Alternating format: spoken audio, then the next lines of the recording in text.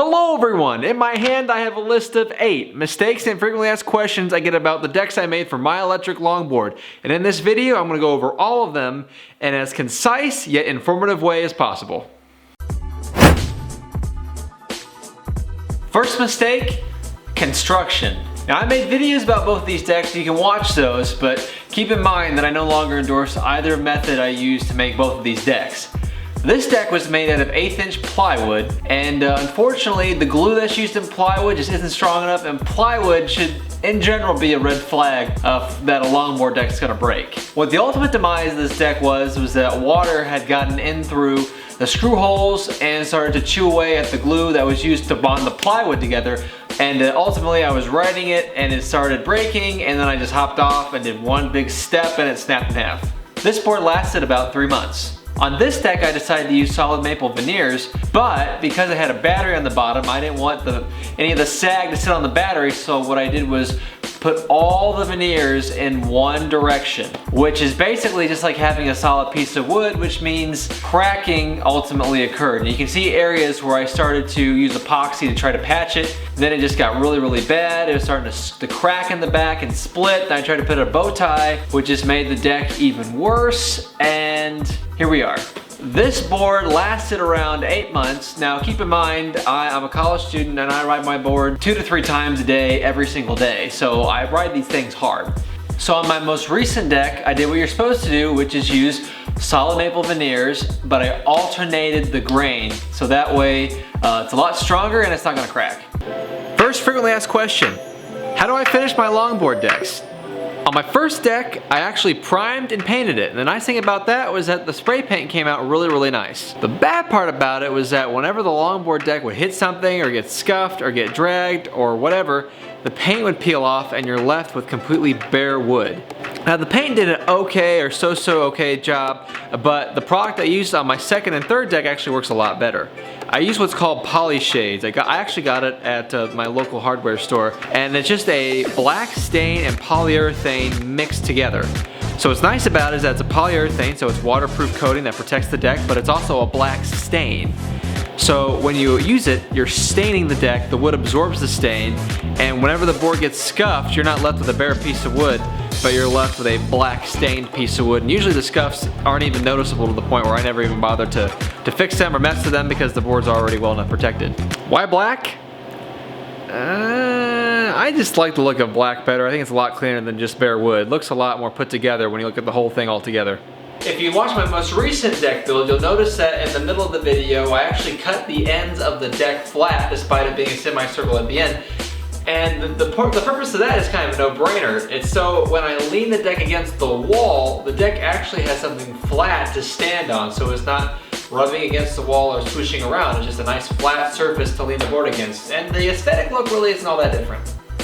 In that same video, you also see that I use a hybrid clamp and press system to glue up my board because I want my board to have a super duper concave. You don't have to have that. To me, it's like a necessity if you're gonna do a board that goes to ultra high speeds because you have a lot more stability with the deck, and you also have a lot more control when you're doing curves. And that leads me to my frequently asked question number 4, which is press or clamps. A lot of people don't know if they are able to even make their own longboard deck because they don't see this huge line of clamps like I have in their own workshop. Not necessary.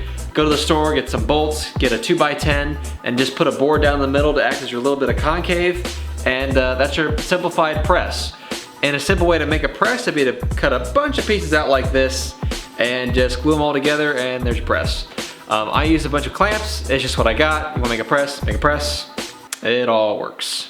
Number 5, Lee, where do I get hard maple lumber? Well, if you're cutting veneers for your longboard deck, my bottom dollar bets you probably know where to get hard maple lumber. But you don't have to actually cut your own veneers to glue up your own longboard deck.